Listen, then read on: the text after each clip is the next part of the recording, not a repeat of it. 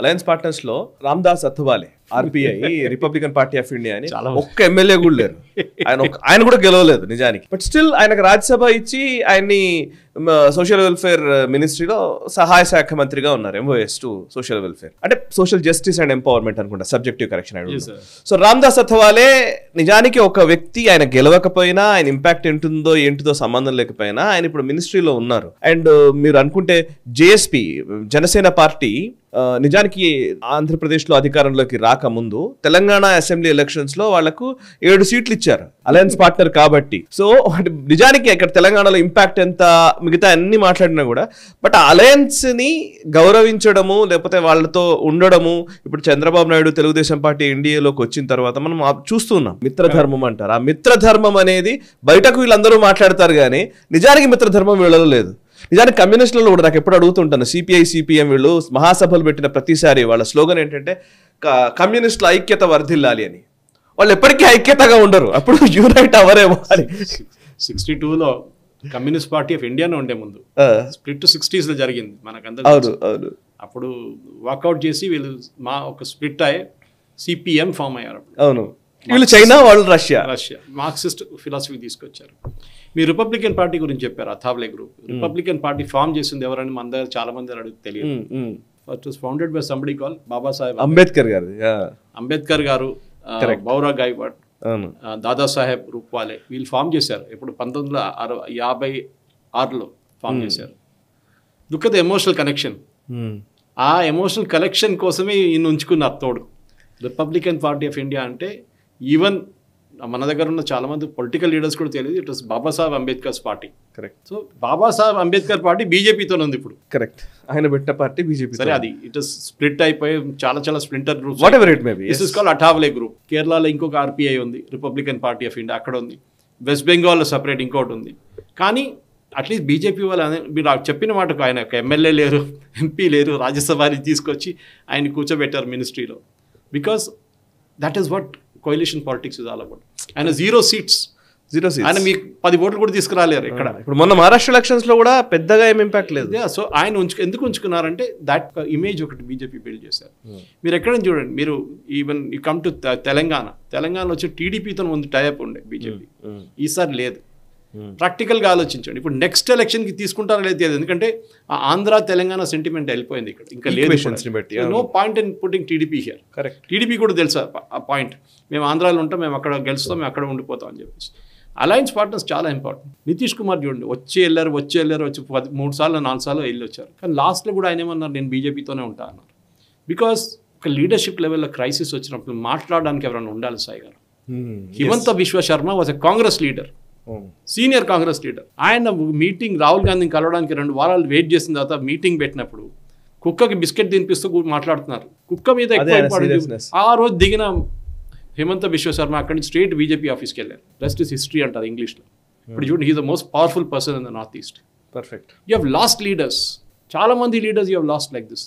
ఎందుకు అని అర్థం కావట్లేదు. ఎందుకంటే వాళ్ళకి రాహుల్ గాంధీని కలవాలంటే 2 weeks వెయిట్ చేయాలి. ఇది మోదీ గారు కలుస్తారండి, ప్రెసిడెంట్ కలుస్తారు మిమ్మల్ని కావాలంటే. కానీ వీళ్ళ ఫ్యామిలీని చూసి ఈవెన్ జయరామ్ రమేష్ చెప్పారు, అది చాలామంది చెప్పారు పార్టీలో. దట్ దిగ్విజయ్ సింగ్ చెప్పారు, వీళ్ళని వెయిట్ చేపిస్తారు, మమ్మల్ని అసలు నానియరు. గులాం నబీ ఆజాద్ ఎంత you're losing leaders with a dozen.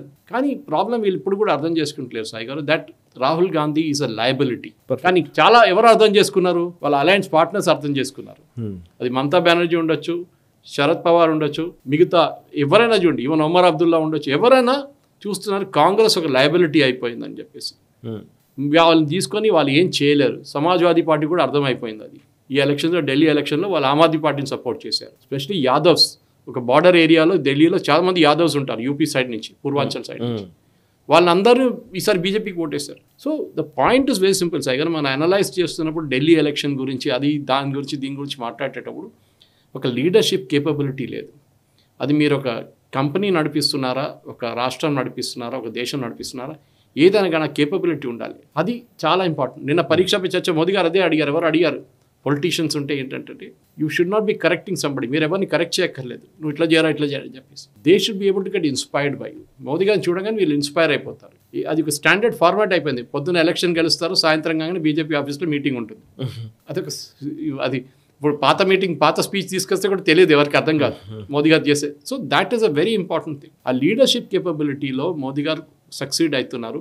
ఒక 2024 లోక్సభ ఎలక్షన్లో చిన్నగా తప్పు జరిగింది. కానీ ఇంకొక మనం మేజర్ పాయింట్ మర్చిపోయాం రాజసాయి గారు, అందరూ అనలిస్ట్ కూడా ఒకటో రెండు న్యూస్ పేపర్లు వచ్చింది స్టోరీ. ఇది ఆర్ఎస్ఎస్ చేసిన పని అక్కడ. Correct. I think they held more than 11,000 meetings అంట. 11,000 మీటింగ్స్ నడిపించారంట. ఢిల్లీ లాంటి ఒక చిన్న union territory cum state assembly, గల్లీకి మీటింగ్ పెట్టుకున్నారు వాళ్ళు. కానీ వాళ్ళ అక్కడ బయట ఒక ఫోటో కూడా మీకు అనిపించదు దాని గురించి. అంటే ఆ ఫోటో పిచ్చి ఉన్న వాళ్ళు ఉన్నారు అక్కడ. అసలు సెల్ఫీలు తీసుకుని దాన్ని ఏదో బీజేపీలో ఉంది ఇప్పుడు కూడా, కానీ వాళ్ళ దాంట్లో లేదు. వాళ్ళు ఓటేయమంటారు, జనజాగరణ చేస్తారు అంతే. సో రెండు ఫ్యాక్టర్స్, ఒకటి young voters, next RSS influence, మూడవది కేజ్రీవాల్ది ఇమేజ్. ఆ కేజ్రీవాల్ ఇమేజ్ ఏమై ఆలోచించండి, అందరూ ఓడిపోయారు. ఆతిషి ఇంకా 2-3 ఉన్నారు అంతే. అంటే ఈ అహంకారం, కేసీఆర్ కూడా అదే ఉండే సాయి గారు, కామారెడ్డిలో ఓడిపోయింది కదా ఆయన. అహంకారం ఉండే. అది ఏ రోజు ప్రైడ్ కమత్ బిఫోర్ ఫాల్ అంటారు ఇంగ్లీష్లో. మీకు ఏ రోజు అహంకారం వస్తుందో అది రావణాసురుడికి వచ్చింది, కేసీఆర్కి వచ్చింది, కేజ్రీవాల్కి వచ్చింది. ఎందుకంటే అది you should never forget me original backing ఎక్కడి నుంచి వచ్చింది. మీకు ఇండియా అగేన్స్ట్ కరప్షన్ మూవ్మెంట్లో మన అందరు వెళ్ళి సపోర్ట్ చేశారు. పీపుల్స్ ప్లాజాలో మీటింగ్ పెట్టినప్పుడు అందరు వెళ్ళి కూర్చున్నా అక్కడ. ఇండియా అగేన్స్ట్ కరప్షన్ మన అన్నా హజారే గారు దాన్ని ఈయన హైజాక్ చేసుకున్నారు. హైజాక్ చేసుకుని నేను వ్యాగనార్లో తిరుగుతున్నా అని చెప్పే మనిషి 6 కార్లు పెట్టుకుని కాన్వాయ్లు తిరిగారు. నేను అసలు నా గవర్నమెంట్ ఇల్లు తీసుకోనని చెప్పి మనిషి షీష్మాయిల్ కట్టాడు. ఇదంతా చేశారు సాయి గారు. సో ఐ థింక్ ఇక్కడ ఉన్న అన్ని పొలిటికల్ లీడర్స్కి ఒక లెసన్ ఢిల్లీ ఎలక్షన్. అది ఇంక్లూడింగ్ రేవంత్ రెడ్డికి చెప్తున్నాను నేను, ఇంక్లూడింగ్ చంద్రబాబు నాయుడుకి చెప్తున్నాను. ఎవరైనా ఉండండి, మీరు ఏ రోజు మీరు సిటిజన్స్ తను కట్ ఆఫ్ అయిపోతారు, మీరు ప్రగతి భవన్ తాళం వేసేశారు, పెద్ద పెద్ద బ్యారికేడ్ పెట్టేశారు, ఆ రోజు నుంచి మీ డౌన్ఫాల్ స్టార్ట్ అవుతుంది. అండ్ స్టార్ట్ అయింది కూడా. ఇప్పుడు చూడండి BRS leaders MLC election contest చేయలేకపోతున్నారు సాయి గారు, విత్డ్రా చేసుకుంటున్నారు, భయపడుతున్నారు డిపాజిట్ పోతుందని. సో ఆ పరిస్థితికి వచ్చేసారు ఇవాళ. సార్ ఇంకొకటి, ఇప్పుడు ఈ కేజ్రీవాల్ డిఫీట్, ఈ ఓటమి వల్ల పంజాబ్లో ఎటువంటి పరిణామాలు ఉంటాయి? ఇప్పటికే పంజాబ్ ముఖ్యమంత్రి మాన్తో కేజ్రీవాల్ సమావేశమయ్యారు. అండ్ అక్కడ పంజాబ్ ఆమ్ ఆద్మీ పార్టీలోనే ఒక నిరసన గళం వినిపిస్తోంది అని ఒక చర్చ నడుస్తోంది. మొన్నటి ఎలక్షన్ రిజల్ట్స్ రోజే కాంగ్రెస్ నాయకుడు ఒకతను, పంజాబ్కి సంబంధించి కాంగ్రెస్ నాయకుడు చెప్తున్నారు, ఆల్రెడీ భగవంత్ సింగ్ మాన్ బీజేపీతో టచ్లో ఉన్నారు, 20-30 మంది ఎమ్మెల్యేలు తీసుకుని వెళ్ళిపోయే అవకాశం ఉంది, సో ప్రభుత్వం ఏ క్షణమైనా కూలిపోవచ్చు అని స్టేట్మెంట్ కూడా ఇచ్చారు. ఇప్పుడు కేజ్రీవాల్ అదే అంశం మీద చర్చిస్తున్నారా? ఈ నిజమేనా? కారణాలు ఉన్నాయా ఏమన్నా చెప్తారా? భయపడుతున్నారు సాయి గారు. ఢిల్లీ పంజాబ్కి ఎక్కువ దూరం లేదు. ఇక్కడ బీజేపీకి ఎప్పుడు పట్టు లేకుండా, బీజేపీ చాలా జూనియర్ పార్ట్నర్ ఉండే శిరోమణి అకాలీ దళ్. అక్కడున్న 92 మంది ఎమ్మెల్యేలు ఆమ్ ఆద్మీ పార్టీది, రూట్ మెజారిటీ, హ్యూజ్ మెజారిటీ ఉండేవాళ్ళు. దాంట్లో యాంటీ డిఫెక్షన్ లా ప్రకారం మీరు 2/3 మెజారిటీ తీసుకుంటే మోర్ దెన్ 60 నుంచి 70 మంది బయటికి రావాలి. It's impossible. 70 మంది అయితే రారు అసలు. ఇది 20-30 కాంగ్రెస్ వాళ్ళు. అదే నాకు చాలా సర్ప్రైజింగ్గా అనిపించింది. కాంగ్రెస్ లీడర్స్ స్టేట్మెంట్ ఇస్తున్నారు 30 మంది మాతో వచ్చేస్తారంటే వాళ్ళు డిస్క్వాలిఫై అయిపోతారు రేపు పొద్దునే. ఎందుకంటే స్పీకర్ గిట్ట వాళ్ళ చేతిలో ఉందనుకోండి ఆమ్ ఆద్మీ పార్టీ, రేపే డిస్క్వాలిఫై చేసి పడేస్తారు, అయిపోయింది, మళ్ళీ ఎలక్షన్ పెట్టాల్సింది అక్కడ అనమాట. సో డెఫినెట్గా గవర్నమెంట్ అయితే పడుతుంది సార్, డౌట్ లేదు దాంట్లో. ఎందుకంటే భయపడుతున్నారు వీళ్ళు, ఢిల్లీలో జరిగితే మాతో కూడా ఏం జరగవచ్చు, ఇక్కడ కూడా జరగవచ్చు కదా అని చెప్పేసి. వీళ్ళు ఇంత ప్రాబ్లం చేశారు. ఫార్మర్స్ అజిటేషన్ అన్నారు హర్యానాలో. ఏం జరిగింది? పంజాబ్ గురించి ఒక విషయం చెప్తాను సార్. అంటే ఎనీథింగ్ కెన్ హ్యాపెన్. ఎట్లా అంటున్నానంటే, అక్కడ పనిచేస్తున్నటువంటి ఆర్గనైజింగ్ సెక్రటరీ మంత్రి శ్రీనివాస్ గారు ఉన్నారు, ఇక్కడ నుంచి వెళ్ళిన వ్యక్తి. సో ఇప్పుడు మొన్న చండీగఢ్ మేయర్ ఎలక్షన్ లో బీజేపీ గెలిచింది. ఆమ్ ఆద్మీ పార్టీ అండ్ కాంగ్రెస్ రెండు ఉన్నా కూడా వాళ్ళిద్దరిని ఓడగొట్టి చండీగఢ్ మేయర్ గా బీజేపీ గెలిచింది. సో సేమ్ మంత్రి గారు, అంటే నేను ఆయన ముందట చెప్పడం కాదు కానీ, బట్ ఆయన మంత్రి గారు ఉన్నప్పుడే, ఇక్కడ మంత్రి శ్రీనివాస్ గారు ఇక్కడ ఉన్నప్పుడు బీజేపీలో చాలా మంది పెద్ద పెద్ద నాయకులు అందరూ కాంగ్రెస్ నుంచి వాటి నుంచి వచ్చిన వాళ్ళందరూ ఆయన ఇక్కడ ఆర్గనైజ్ సెక్రటరీగా ఉన్నప్పుడే వచ్చారు అని ఒక చర్చ. ఇప్పుడు ఈవెన్ కొండా విశ్వేశ్వరరెడ్డి గారి దగ్గర నుంచి, రాజగోపాల్ రెడ్డి దగ్గర నుంచి, డికే అరుణ దగ్గర నుంచి, వివేక్, అంతకుముందు వివేక్ జాయిన్ అయ్యి వెళ్ళిపోయారు, కానీ ఈవెన్ ఉత్తమ్ కుమార్ రెడ్డి కూడా బీజేపీలోకి వచ్చేవాడు అని చెప్తారు. So anything can happen if Punjab, అంటే ఇప్పుడు సడన్గా ఇప్పుడు వచ్చింది టాపిక్ కాబట్టి చెప్తున్నాను సార్. కరెక్ట్. ఇప్పుడు మీరు పంజాబ్ చూడండి సాయి గారు, పంజాబ్లో 3 పార్టీలు సీనియర్ అక్కడ ఒకటి కాంగ్రెస్, ఒకటి ఆమ్ ఆద్మీ పార్టీ, శిరోమణి అకాలీ దళ్. బీజేపీ చాలా జూనియర్ పార్ట్నర్ అని చెప్పినట్లు అసలు వాళ్ళకు ఎమ్మెల్యేలు కూడా లేరు వాళ్ళకి అక్కడ. ఈ ముగ్గురు పార్టీస్లో Shiromani Akali Dal is the weakest. ఇప్పుడు మనం చూసాం ఏఐడిఎంకే లాగనమాట. వాళ్ళ లీడర్ ప్రకాష్ సింగ్ బాదల్ గారు లేని తర్వాత వాళ్ళకి అసలు పవర్ లేదు. జయలలిత పోయిన తర్వాత ఏఐడిఎంకేకి ఎట్లా వెళ్ళిపోయింది, same situation with Prakash Singh Badal's Shiromani Akali Dal. ఆ స్పేస్ బీజేపీ ట్రై చేస్తున్నారు ఆక్యుపై చేయడానికి. అక్కడ అన్నామలై అదే గేమ్ ఆడుతున్నారు తమిళనాడులో. రెండు ఎక్స్ట్రీమ్స్, అది ఒకటి నార్త్ ఇండియా, ఒకటి సౌత్ ఇండియా, కానీ గేమ్ ఇస్ సేమ్. కానీ ప్రాబ్లం ఎక్కడ వస్తుందంటే అన్నామలై లాంటి ఒక సెంట్రల్ ఫిగర్ పంజాబ్లో బీజేపీకి లేరు. సరే బలరాం జాకర్ కొడుకు వచ్చారు, చాలామంది అమరీందర్ సింగ్ గారు వచ్చారు, దాంతో ఉంది. కానీ బీజేపీకి బిల్డప్ చేయడం అంటే ఈ ఎలక్షన్ కాదు. సో ఏం జరగబోతుందంటే 30 నుంచి 40 మంది ఎమ్మెల్యేలు బయటకు వచ్చేస్తారు. వాళ్ళు ఒక నో కాన్ఫిడెన్స్ మోషన్ ప్రపోజ్ చేస్తారు. వాళ్ళు కొంతమంది అబ్స్టైన్ అవుతారు. అసెంబ్లీలో అసలు ఏం జరగదు, ఎందుకంటే వాళ్ళ బడ్జెట్ సెషన్ డ్యూ ఉంది. ఆ బడ్జెట్ సెషన్లో ఇప్పుడు బీరేన్ సింగ్ గారు లాగా మణిపూర్లో జరిగిన లాగా ఒక నో కాన్ఫిడెన్స్ మోషన్ తీసుకొస్తారంటే రాజీనామా చేసి బయటకు వచ్చేస్తారు. ఇంకొక పుకార్ ఏం లేపిందంటే కేజ్రీవాలే ముఖ్యమంత్రి అయిపోతారని చెప్పేసి. అది బహుశా నడవదు, ఎందుకంటే ఎవరు ఒప్పుకోరు దాన్ని అక్కడ. సో పంజాబ్లో గవర్నమెంట్ పడిపోతుందని డౌట్ లేదు. గవర్నర్స్ రూల్, ప్రెసిడెంట్స్ రూల్ రాబోతుంది.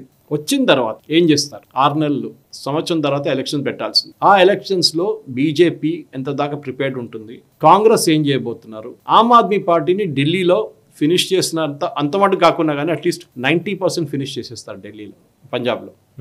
ఇది జరిగితే అప్పుడు రెండే పార్టీలు మిగులుతుంది. ఆలోచించండి, ఇక్కడ శిరోమణి అకాలీ దళ్ పోయింది, ఇక్కడ ఆమ్ ఆద్మీ పార్టీ పోయింది. బీజేపీ వర్సెస్ కాంగ్రెస్ అయిపోతుంది మళ్ళీ పంజాబ్. ఇప్పుడు దాకా జరగలేదు, లాస్ట్ పంజాబ్ ఫార్మేషన్ నుంచి జరగలేదు. సో ఈ గేమ్ చాలా ఇంట్రెస్టింగ్. పొలిటికల్ అబ్జర్వర్స్ చాలా మంది దాన్ని నెగ్లెక్ట్ చేస్తున్నారు. వాళ్ళు ఇప్పుడు చూసేది ఏంటంటే కాంగ్రెస్ వాళ్ళు ఎత్తుకెళ్తారు ఎమ్మెల్యేని, ఆయారాం గయారాం పాలిటిక్స్ కదా, పక్కన హర్యానా ఉంది, అక్కడి నుంచి వచ్చింది టర్మ్ ఆయారాం గయారాం. ఇదే పాలిటిక్స్ పంజాబ్లో కూడా ఆడొచ్చు. కానీ ఇంట్రెస్టింగ్గా ఏం చేయాలంటే what is Amarinder Singh going to do, అది చూడాలి మనం. అమరీందర్ సింగ్ గారు తోడు ఒక 30 మంది వస్తారా, 40 మంది వస్తారంటే గేమ్ మొత్తం మారిపోతుంది. సాయి గారు we'll have to wait for another 3 days, 3 రోజులు వెయిట్ చేద్దాం. దాని తర్వాత మోదీ గారు పాసిబ్లీ బహుశా ఢిల్లీ స్వేరింగ్ ఇన్ సెరమనీకి అందుకు మోదీ గారు అమెరికా నుంచి వచ్చిన తర్వాత దెల్ బి సమ్ గేమ్. కానీ ఏదో గేమ్ నడుస్తుంది. సాయి గారు కేజ్రీవాల్ భయపడుతున్నారు, భయపడాల్సిందే. ఎందుకంటే ఇన్ని రోజులు పంజాబ్ని మొత్తం ముంచేశారు, డబ్బులు లేవు అక్కడ. సో ఇప్పుడు ఈ జీతం ఇవ్వడానికి డబ్బులు లేవు అక్కడ. ఫుల్ పేజ్ యాడ్ రిలీజ్ చేస్తున్నారు హైదరాబాద్లో, అది ప్రాబ్లం లేదు. కానీ ఈ ఢిల్లీ ఎలక్షన్ తర్వాత, ఎందుకంటే ఢిల్లీ ఎలక్షన్ సాయి గారు ఈ ఓడిపోవడం అనేది కొత్తది కాదు. సాయి గారు పవర్ఫుల్గా ఉన్న ఇందిరాగాంధీ రాజనారాయణతో ఓడిపోయారు. మనకు అందరి ముందు అన్నిటికన్నా మంచి ఎగ్జాంపుల్ అదనమాట. That even the most powerful leader can lose the election. అది మనం చూసాం. ఈవెన్ విన్స్టన్ చర్చిల్ ఇంత పాపులర్గా ఉన్న సెకండ్ వరల్డ్ వార్ తర్వాత కూడా ఆయన ఓడిపోయాడు. సాయి గారు నథింగ్ న్యూ కేజ్రీవాల్ ఓడిపోవడం. ఈవెన్ మనకు మీరు యూఎస్లో చూడండి, యూఎస్లో కూడా అంతే. జాంబియా కెనెత్ కౌంటర్ చాలా పాపులర్ ఉండే, ఆయన ఓడిపోయాడు. యూఎస్లో George bush senior, US very popular, ఓడిపోయాడు. కేజ్రీవాల్ ఓడిపోవడం పాపులారిటీ స్టేక్స్ కాదు, ఆయన మీద ఉన్న కరప్షన్ అలిగేషన్స్, ఆయన కోర్ ఫిలాసఫీ నుంచి డివేట్ చేసిన. డెఫినెట్గా పంజాబ్ కూడా దీంతో డెఫినెట్గా ఇంపాక్ట్ అవుతుంది సాయి గారు. ఎందుకంటే పంజాబ్లో ఉన్న ఎమ్మెల్యేలు భయపడుతున్నారు. కరెక్ట్. నెక్స్ట్ మేము మునిగిపోతామా ఇక్కడ అని చెప్పేసి. ఈ వీడియో మీకు నచ్చినట్టయితే లైక్ చేయండి, 10 మందికి షేర్ చేయండి. అలాగే కామెంట్ల రూపంలో మీ అభిప్రాయాలను మాతో పంచుకోండి. Nationalist hub group of channels ను సబ్స్క్రైబ్ చేసుకుని తెలుగునాట జాతీయవాద జర్నలిజాన్ని ప్రోత్సహించండి. ఈ వీడియో కింద ఉన్న బెల్ ఐకాన్ పై క్లిక్ చేయడం మర్చిపోవద్దు.